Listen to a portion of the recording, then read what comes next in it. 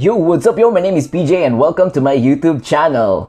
So for today guys, yung pag-usapan natin as part of our How to Vlog series is how you can change your YouTube's branding, di ba? Branding settings, kumbaga, di ba? So, ano ba yung branding guys? Ano ba yung nasa unang naiisip ninyo pag if you hear the word branding, di ba? When you say branding, ano yung commonly we think of kung ano yung mga associated sa certain companies. For example, Jollibee, di ba? Ano yung branding ng Jollibee nila? They have this logo, they have this mascot, di ba? Pag sinabi natin yung bubuyog, di ba? Yung friendly na bubuyog, ang nasa isip natin is Jollibee, and then yung color niya is mostly red, white, di ba? Ganon. So, yun guys, yun yung branding guys, more on kung ano yung, kumbaga, ano yung nakatatak with that name, di ba? With that company, di ba? Ano yung nakatatak sa atin, di ba? So, basically, pwede nilang, they can play around with the logo, with the colors, di ba? With the theme, di ba? With their slogan. Pwede din may slogan yung mga companies, di ba? Tulad ng SM, di ba? We've got it all for you. Yun, di ba? So, yun guys.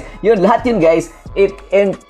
All of them encompass, kumbaga, they encompass yung branding ng isang company or ng isang product, di ba? So, yun. So, napakahalaga guys ng branding, especially sa ating channel. Yun. So, yun yung pag-usapan natin guys, is yung branding naman ng ating YouTube channel. Alam nyo ba na yung channel natin is may branding pala guys, actually, di ba? So, yun, we can use yung branding so that we can, yung audience natin, di ba? They would be, kumbaga, more enticed na mag-subscribe sa ating channel. And of course, yun, manood ng ating videos, and yun, yung suporta nila, they would be there for us because yun nga, yung maganda yung branding ng ating channel, di ba? For example, di ba, kung gaming kayo, yung branding ng channel nyo is yung dapat yung very, ano tawag ito, eye-catching, kumbaga, eye-catching yung logo ninyo. For example, you have this logo, you have this banner, yung colors, yung yung channel ninyo, pwede yung you can play around with those, diba? So, yun yung pag-usapan natin guys is yung YouTube,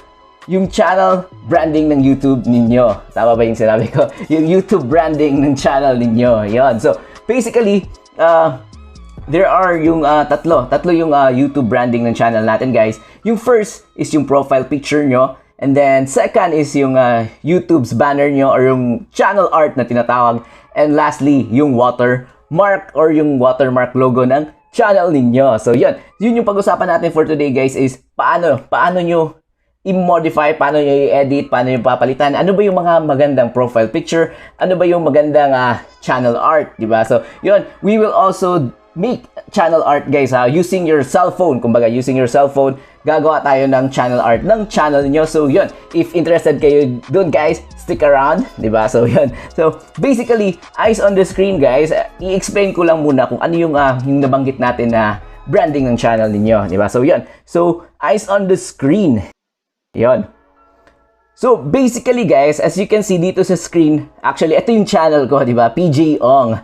As you can see, yung profile picture guys is ito lang, ito yung maliit na bilog, di ba? So it is important din guys, kahit maliit yan, actually pag nagko-comment kayo, yung profile picture nyo lalabas, di ba? So very important na maganda yung profile picture niyo. Tapos ito naman dito sa pinaka banner or yung pinakataas ng channel ninyo, ito yung tinatawag na YouTube channel art or yung banner. So ang key dito guys is dapat yung banner niyo is something eye-catchy, di ba? Eye-catchy, and yon. And then lastly, yung watermark naman guys, actually yun lang yung maliit dun sa lower right side ng video player ng ating viewers. Makakita sila doon ng watermark na logo, kumbaga logo or ano yung lagay nyo doon. Subscribe, pwede nyo ilagay yun, subscribe now, ganon. So basically, yung watermark lang guys is useful lang siya if yung dun sa mga nanonood ng computer, sa computer nanonood, I mean sa laptop. Pag cellphone kasi hindi siya nakiklik so yun. So basically, all you need to do guys, so that you can edit guys pwede natin palitan yung profile picture natin, yung banner natin, tsaka yung watermark, yung logo, is dito lang kayo sa customize your channel guys. Pindutin nyo yung customize your channel, and then dito tayo sa branding. Actually, may separate siya na tab, may separate na tab for branding. Kumbaga itong branding guys, itong nasa gitna, as you can see, sa channel customization guys i-click nyo yan yung branding. So, basically, nandyan yung profile picture, yung banner image, yon. So, video watermark naman, yung nabanggit natin. So, isa-isahin natin to guys, kung paano natin papagandahin. Kumbaga, paano natin papagandahin yung branding ng ating channel. So, yun. So, basically guys, yung profile picture, ano ba yung maganda na profile picture, I mean, di ba? So, depende guys, depende kung ano yung channel nyo all about guys, di ba? So, if more on mga serious topic yung channel ninyo, di ba? Kagaya ko, more on mga about how to earn, di ba? Yung mga tutorials ko, paano gumawa ng website, paano kumita, paano mag-save, di ba? So, basically, naisipan ko guys that yung profile picture ko somehow medyo kagalang-galang, di ba? So, kagaya nito, di ba? Kagalang-galang yung picture natin. And then, and I think guys, yung magandang profile picture talaga guys is yung picture ng self ninyo, yung picture nyo mismo, di ba? Because yung nabanggit nga natin sa ating previous videos, di ba? Yung YouTube kasi is about you, di ba? Kaya nagsasubscribe yung mga audience natin because of us, because of you, kumbaga, di ba? So, yun. So, mahalaga na yung profile picture natin is something na yung very clear, kumbaga, yung clear, and then yung face natin is yun, yung very, ano tawag dito, somehow, di ba? Somehow, maganda or something na very clear or very yung smiling kung pwede, di ba? Kung may picture kayong smiling, mas maganda yung smiling yung picture na ilagay natin, di ba? So that ma-entice yung mga subscribers or yung mga viewers na mag-subscribe sa ating channel, di ba? So yun, important to guys kasi ito, kahit maliit yan guys, di ba?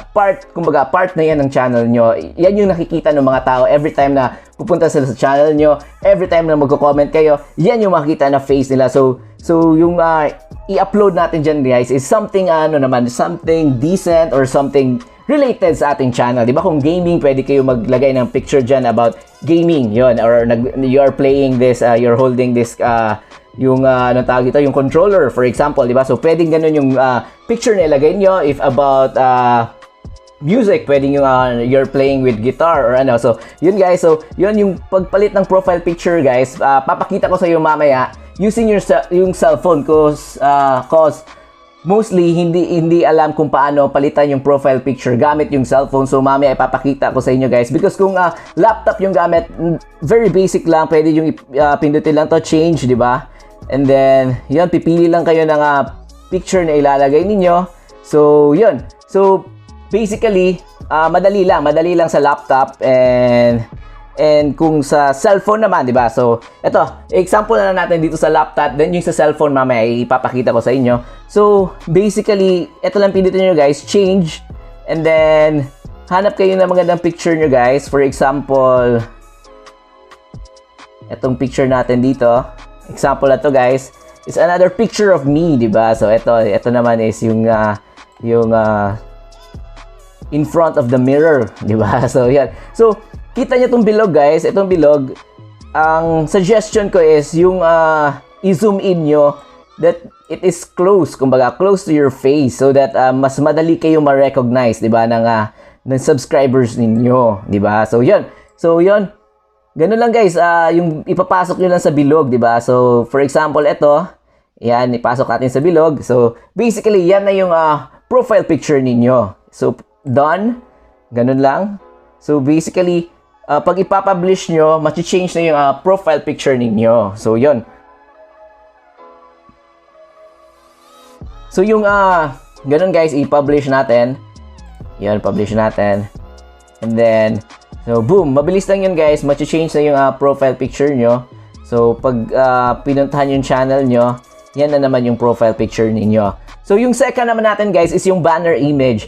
Actually, madami ang hindi alam kung paano gumawa ng banner image. So, basically, iba kasi yung banner image kasi guys, mamaya i-explain ko sa inyo is, iba kasi if yung gamit is cellphone, gamit yung TV or laptop yung gamit ng subscribers natin. So, may mga portion lang doon na safe for logo kung saan ilalagay. So, ipapakita ko sa inyo.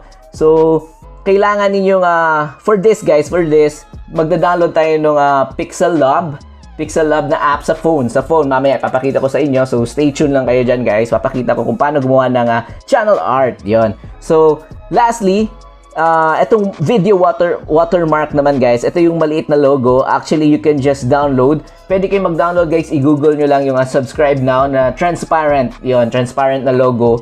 So, pwedeng yan yung ilagay nyo dito. So, similar din dun sa profile picture. I-change nyo lang. Then, i-click nyo lang yung kung ano yung picture, kumbaga, ng logo ninyo. So, yun.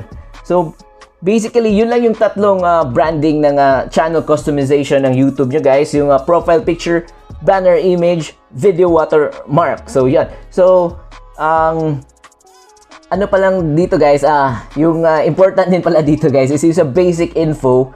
So, nandito naman tayo sa channel customization. So, yun, lagyan na natin, guys, ng channel description. Kumbaga, very short description lang, guys, kung ano yung channel nyo all about. For example, dito yung channel ko, nilagay ko dito na, I created this channel to share to you my stories and knowledge on how to earn money online. Ganun, about business, negosyo tips, personal finance, money tips, diba? Saving, self-improvement, how-to tutorials, and some life hacks. Yun, diba? So, yun, very short lang, guys. So, basically, so that alam nung mga pupunta sa channel nyo kung ano yung channel nyo all about. Kumbaga, in a summary, di ba? In a glance, kumbaga, alam niya na yung channel nyo is about top personal finance, ganun, mga how to earn money. So, yun. So, very important din dito, guys, is yung i-link nyo yung mga social media accounts nyo, guys. So, ilagay nyo dito na connect with me through my social media account. So, it's a way of growing din yung mga subscribers niyo, guys, so that mas easier for you to communicate with them actually with the social media, kasi wala naman kasing messaging capability tong YouTube, di ba? So yung iba sa page, talaga Facebook page, for example, may paraffle, ganun, sa Facebook page nila kino-communicate yung kanilang mga subscribers. So yun, lagay nyo dito, guys, yung Instagram nyo, Facebook, Twitter. So yun, so sa mga hindi pa pala pag-connect sa aking social media account, so you can just check it out, guys. Instagram, Peejay Ong, Peejayo, yun, sa Facebook and Twitter, Peejayo. So, yun. So, basically, yun, guys, basic info, important din yun. So, yung branding, yun. So, yun, pag-usapan na natin, guys, kung paano to i-edit using your cellphone. So, yun. So, kung bago lang kayo sa aking channel at gusto nyo pang matuto ng mga YouTube tips upang dumami pa inyong subscribers at ma-monetize ang inyong channel, iniimbitahan ko po kayo na mag-subscribe sa aking YouTube channel at pakihit na din po ng notification bell so that every time mag-upload ako ng mga bagong videos, manonotify kayo. Pakihit na din po ng like ng video ito.